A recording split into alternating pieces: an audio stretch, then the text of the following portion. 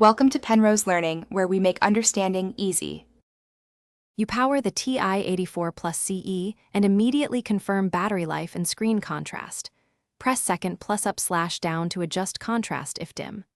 Once done, press mode to choose degree or radian, set float versus fixed decimal, and enable stat diagnostics if you plan regression. Make sure to clear old variables only when necessary. Press second mem, then reset and all RAM to free memory. This avoids unexpected stored lists or functions interfering with calculations.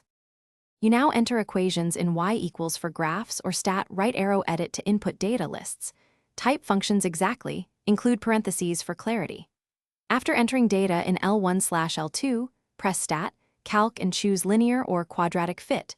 Press enter to paste the regression to y equals.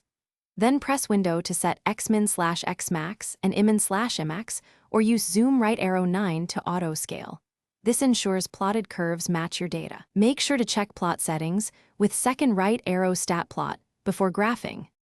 Finish by mastering the calculate menu. Press second, then trace to find zeros, minima, maxima, integrals, and derivatives. Use evaluate for function values. Store answers with SDO right arrow into variables or lists for later use, and reference them with vars or ANS when chaining calculations.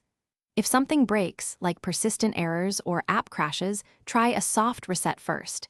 If that fails, use TI Connect CE to update the OS or reinstall apps. One tip: backup programs before resetting to avoid data loss. Thanks for watching. If this was helpful, leave a like and consider subscribing. See you next time.